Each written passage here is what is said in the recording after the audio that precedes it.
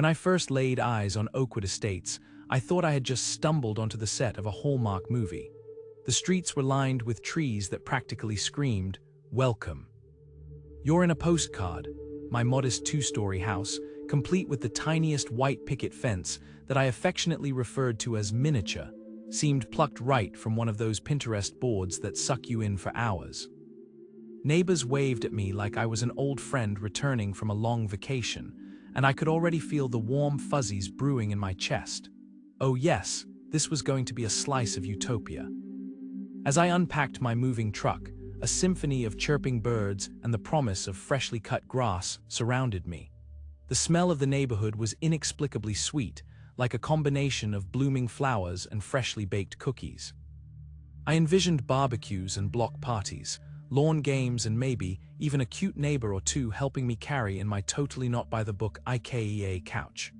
After years of living in cramped apartments where I could practically hear the neighbors breathe, and more than enough late-night arguments, this place felt like paradise. And then we have the chocolatey icing on this suburban cake, the Homeowners Association. Delighted by what seemed like a reasonable fee, I imagined spending lazy afternoons at the sparkling community pool with my new BFFs while our kids splashed happily around us. I could already see my investment blossoming as property values soared like that one baguette I once undercooked in my oven, the perfect balance between golden brown and slightly charred. But among the pastel-colored houses and flawless lawns lay an ominous cloud, and I didn't know it yet, but it had a name. Karen. Yes, you heard me right. Like the infamous meme, she was a real-life, decision-making, compliance stickler Karen.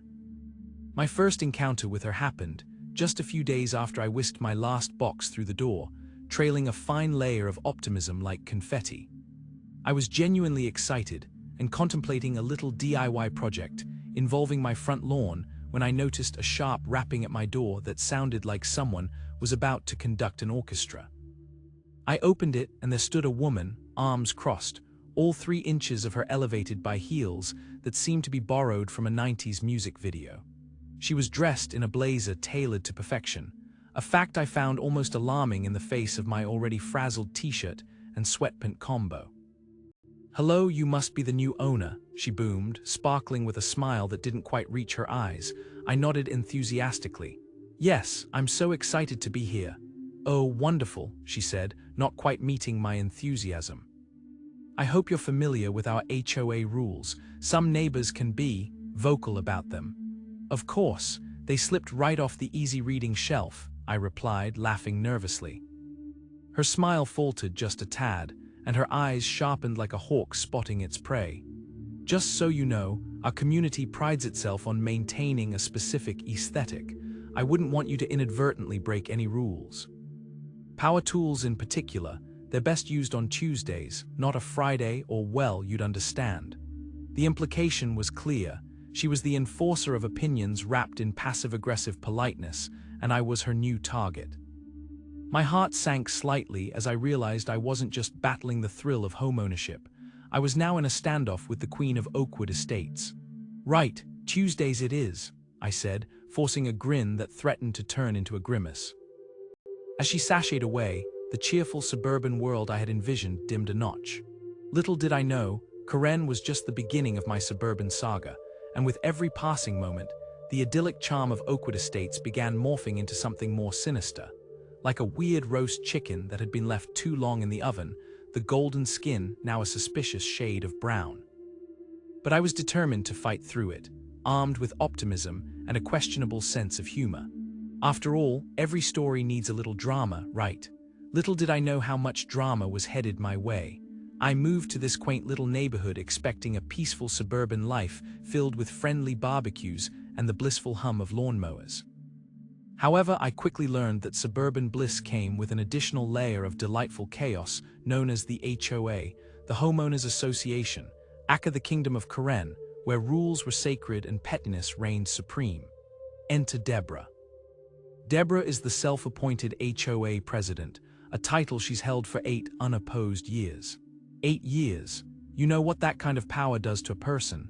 It transforms them into a cross between a drill sergeant and a botanical dictator. This woman approached me with the kind of scowl that could curdle milk, fruit flies, and an entire pint of yogurt without breaking a sweat. I was in my garden, feeling like a Martha Stewart wannabe, when she appeared as if summoned by my anxiety.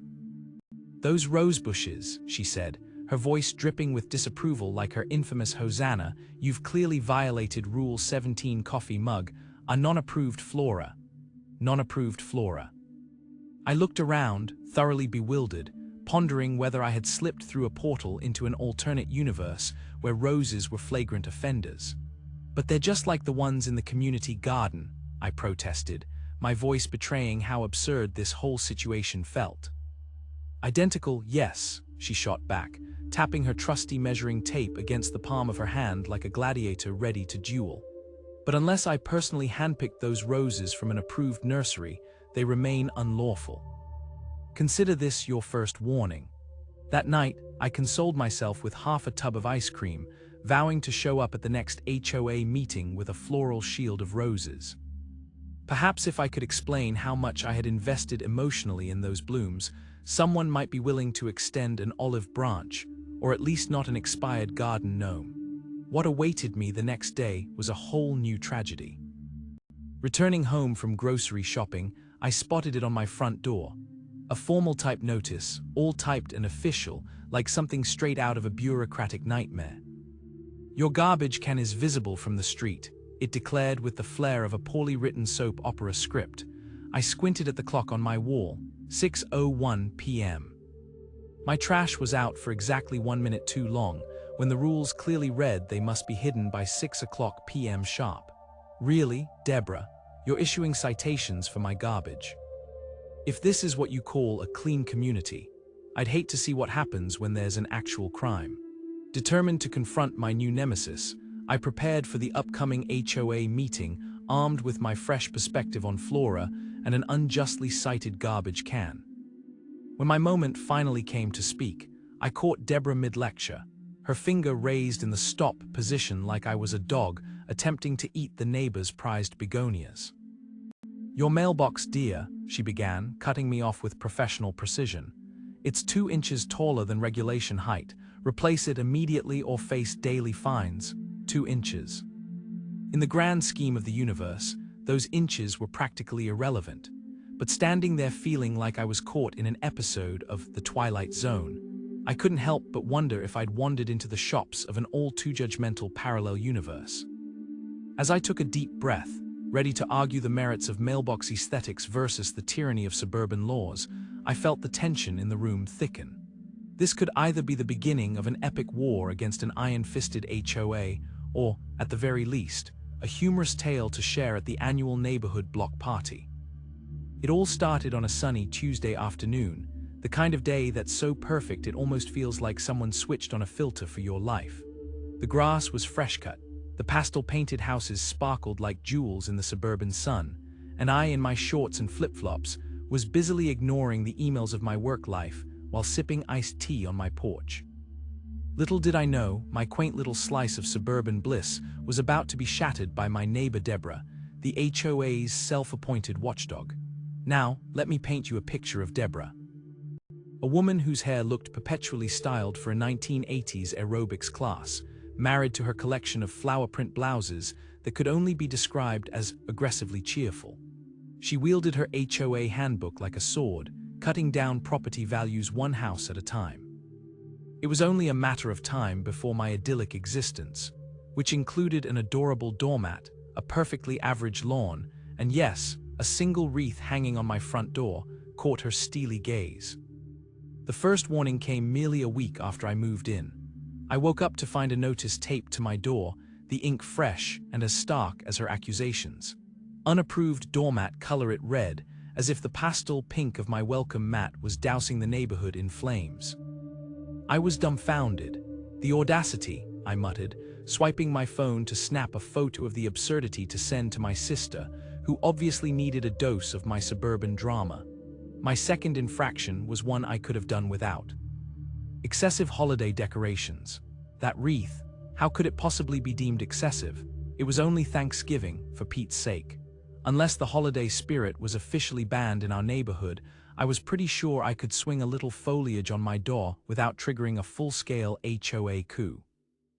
As I pictured Deborah aiming her camera with the precision of a wildlife photographer stalking a rare species, I couldn't help but feel like I was living in an episode of a reality show I didn't want to be cast in. As the infractions rolled in like a tide, harmlessly yet predictably drowning me, I decided to escalate my own defenses. Enter the security cameras, if not to catch Deborah in the act of being her theatrical self, then at least to give me peace of mind when I returned home from grocery runs, wondering if my yard ornaments had intergalactic powers to teleport into alternate dimensions. Cue the cease and desist letter. Deborah once again had emerged from her lair, which I now imagined as a lair with a giant poster of the HOA guidelines, to inform me that those cameras were a direct violation of the privacy rights of fellow homeowners. I was baffled. Privacy? Are you kidding? Bob next door has a Ring camera trained on his porch and somehow that's okay. I shouted into the void, hoping for a ghostly response from whoever was responsible for this level of absurdity. But the piece de resistance, that came with a venomous little invitation I received in my mailbox, an emergency HOA meeting, called exclusively to address my rule-bending ways. As I sat on my couch, reading my own doom in the form of soggy pizza delivery receipts and looming bylaws proposed by Deborah, I could feel my heart race with an absurd mix of dread and dark amusement. Not just a meeting. This was a spectacle, a drama unfolding with me as the unwilling protagonist. As I watched the sun dip below the horizon, casting long shadows on the pastel houses of what I once thought was my peaceful haven, I knew I was in for a fight. And Deborah, she was already sharpening her quill for the next version of the HOA rulebook that at this point could be aptly titled, How to Harass Your Neighbors Without Actually Leaving Your House. I need to set the stage here so you can truly grasp the absolute chaos that transpired on that fateful Tuesday. Imagine a suburban landscape, where perfectly manicured lawns gleam like smooth green seas and pastel-painted houses proudly flaunt there, living in harmony, signs like fashion models on a catwalk.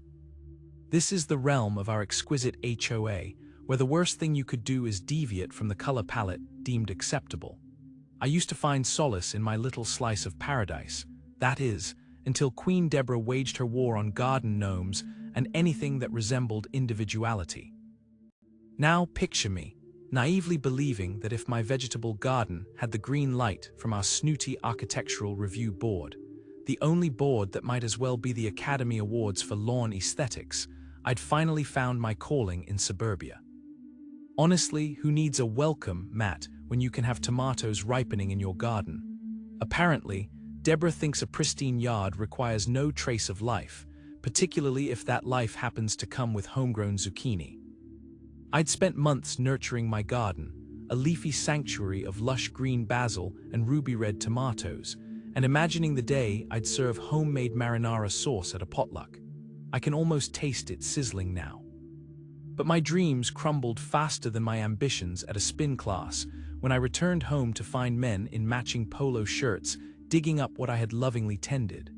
Landscaping compliance team, they had the audacity to call themselves, acting like they were saving the neighborhood from a basil leaf apocalypse. I swung open my door, and it was a scene straight out of a horror movie. What the hell? That was the first of many meaningful phrases I shouted at them, hoping for some common sense to pierce through their manicured facades. As I stomped down the steps, they barely glanced up from my muck. I could feel the earth's betrayal underfoot. "What is this?" I said, gesturing wildly at the grave of my garden, mud spattered across my shoes. One of the guys shrugged, clearly motivated by the paycheck, not passion. Queen Deborah said it was non-compliant. As if someone had hit the mute button on my neighbors, I gazed around and watched them quietly sipping their sweetened iced teas, pretending like they were oblivious. Mrs. Jenkins, who I'd shared pumpkin spice muffins with 2 Saturdays ago, suddenly found her porch flowers to be intensely interesting. It was as if they had all signed a non-disclosure agreement on their outrage level. That's when the violation notice landed in my mailbox. Debris accumulation, it read, adorned with a lovely little checkmark indicating how this was all very official, while the irony of the situation was almost poetic. I could practically hear Deborah cackling behind the bushes. There I was, scooping mud off my patio like I was cleaning up after a toddler's art project, and I just snapped. The universe had pushed me too far. I stood there in the rain, teetering between rage and disbelief, feeling like a side character in a bad sitcom where I was overdue for a triumphant comeback. No longer would I be a doormat beneath Deborah's patent leather heels. The time for change had come, and it was going to be volcanic. In the sun-drenched suburb of Pleasant Pines, where every lawn looked like they were plucked from the pages of a gardening magazine, and the houses wore their pastel shades like badges of honor, I was living in a very personal hell. At the center of it all stood my next-door neighbor, Deborah, the self-appointed queen of HOA drama. Picture a woman with a perfectly coiffed bob, oversized sunglasses, and a penchant for wielding the HOA bylaws like a Bible. Any infraction was met with a disapproving glare sharper than a freshly cut hedge. On this particular Tuesday, while I soaked in my frustration-related tears, a delightful cocktail of irritation and existential dread, I happened upon a glimmer of fate, or perhaps it was just a sign that literally said for sale. It popped up in the yard of the duplex next to Deborah's castle of chaos. My heart raced, my mind buzzed with ideas, and suddenly it felt like all was right in my perfectly warped universe. "Too bad for you, Deborah," I said aloud, reveling in the sadistic pleasure of the thought. I could already imagine her face crinkling in horror as I strolled past her daily, proclaiming my imminent victory as the proud owner of the duplex. But I didn't just want to own it. I wanted to make this a personal odyssey of passive-aggressive torment. I dialed up my financial advisor, a delightful man who always sounded a bit surprised that I could afford anything, but alas, here we were. "Hey Brad, so how do you feel about leveraging some investments to make a cash offer on a property?" I asked, channeling my inner real estate mogul, as if I were preparing to star in my own dramatic reality show. There was a pause on the line. Yeah, I guess that's doable. But no buts, Brad, I need this. I need this like I need my coffee, black, strong, and with very little sweetness involved. I think he must have realized how serious I was, because within minutes we were discussing the duplex in ways that could make a grown man giddy. Long story short, the seller accepted my offer the very next day over Deborah's smug niece, who was still twiddling her thumbs waiting on loan approval. Suck it, Deborah. With the ink barely dry, I had to take further precautions. Enter stage left, my secret weapon, a shiny LLC that turned me from the harried homeowner into an elusive phantom. They say that behind every great victory is a cleverly disguised puppet master, and I was about to become the ghostly hand pulling the strings.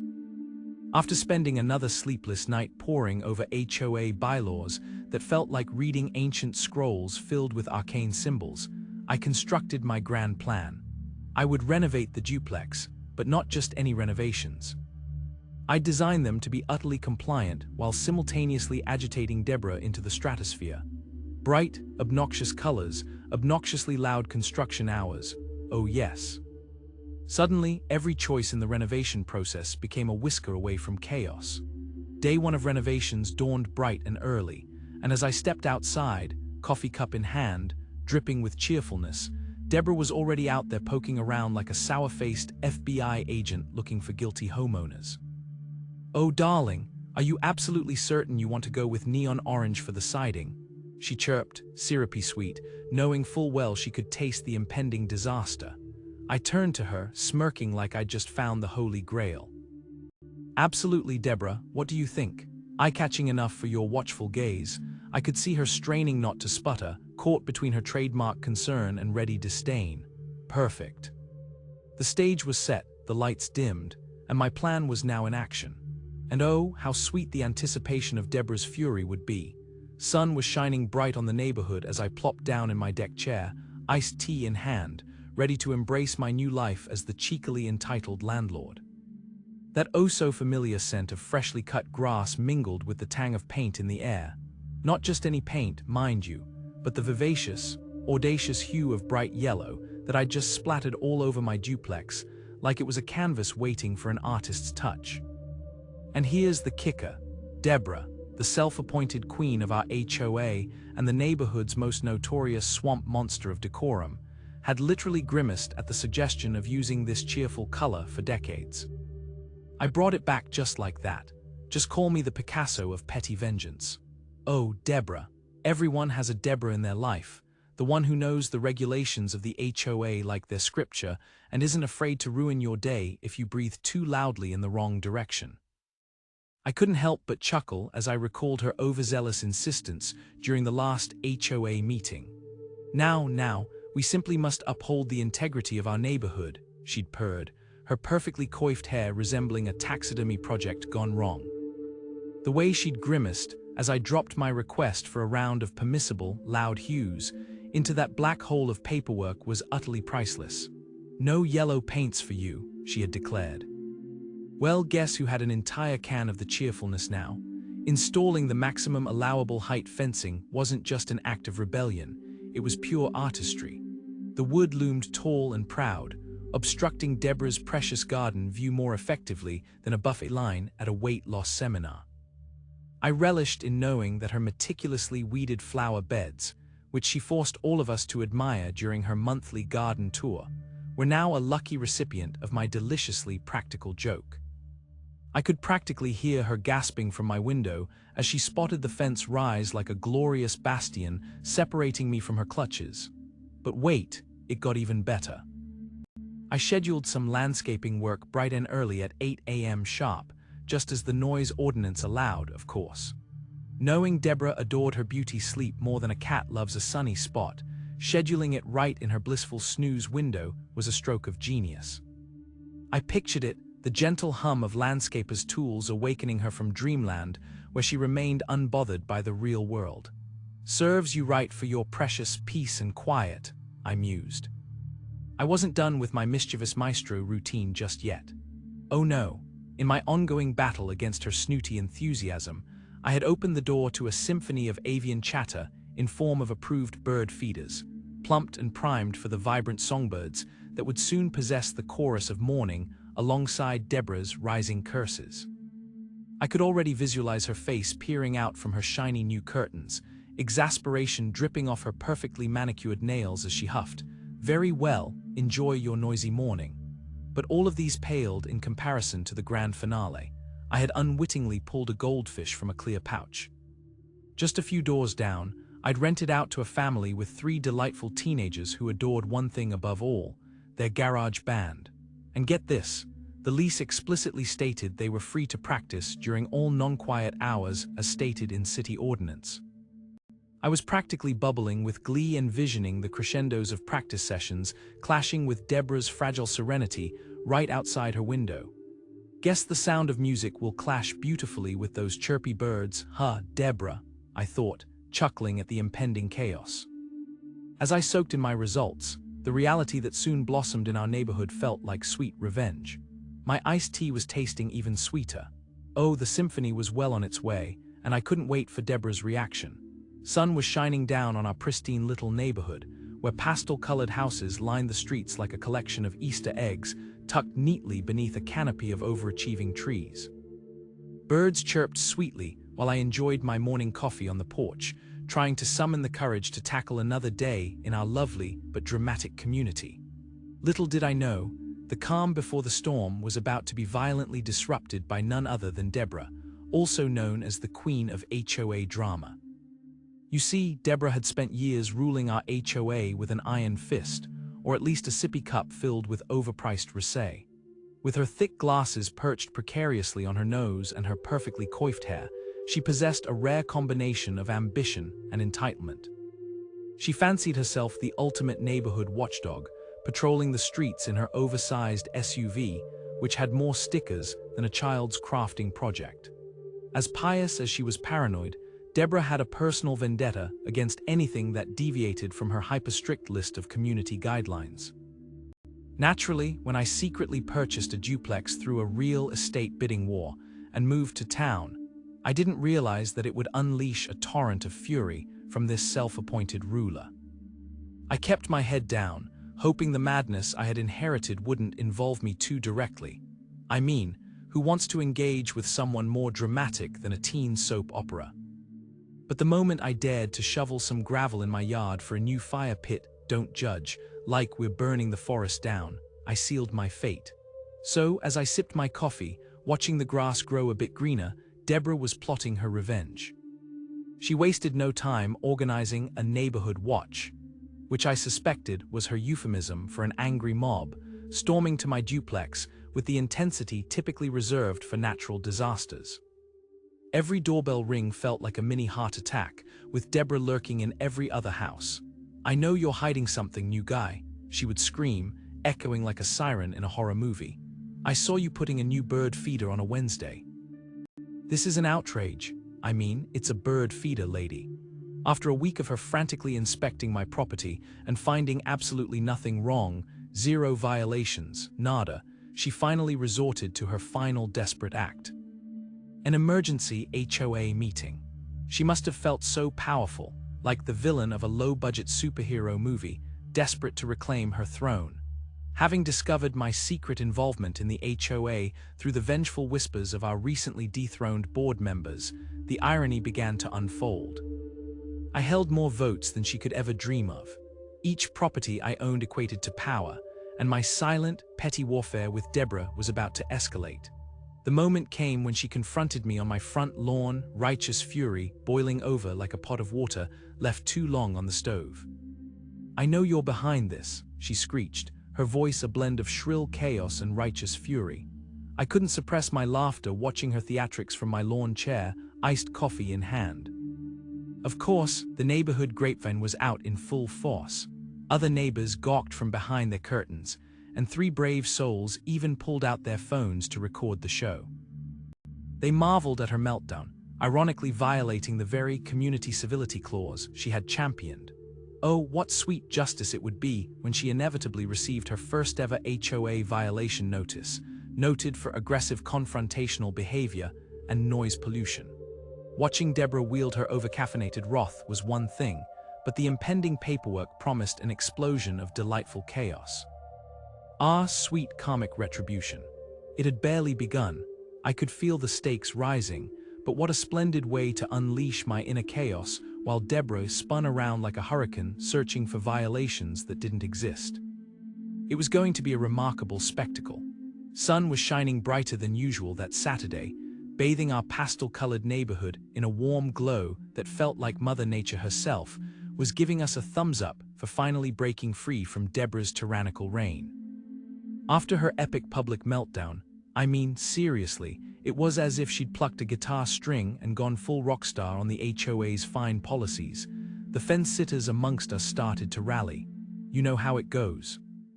When the clouds of oppression lift, even the most timid neighbors emerge from their homes, armed with barbecue spatulas, colorful decorations, and more energy than a group of toddlers on a sugar rush. At the next HOA meeting, or as I like to call it, the Super Bowl of passive-aggressiveness, we gathered around our prized folding chairs, some of us nursing coffee that was tragically burnt, ready for the decisive vote. I slouched in the back, sipping from a mug that declared "World's Okayest Neighbor," specifically because I was momentarily feeling more than okay about finally tossing Deborah into the depths of HOA history. "Okay, everyone, we're down to the fun part of the agenda," Greg, the former mailman turned neighborhood hero, said as he adjusted his glasses, clearly relishing this moment. "Deborah, sorry to say, but your reign has ended. Who's ready to vote for the new candidate?" A chorus of yeahs erupted, paired with some surprising fist-bumping from Mrs. Ethel down the street. We could practically hear Deborah's prim and disapproving huff from her fortress, "Excuse me, her house." When the votes were finally counted, the excitement in the air was palpable. "And the vote is unanimous. Deborah, you have been replaced," Greg announced, and let me tell you, I distinctly heard someone let out a relieved hallelujah. It was so loud. With Deborah out of the picture, we welcomed Judge Thompson, a retired jurist with a penchant for fair judgments and a splendid collection of Hawaiian shirts. He believed in a world where vegetables of all sizes and colors coexisted happily without strict regulations. A revolution was underway, and I was here for every glorious moment of it.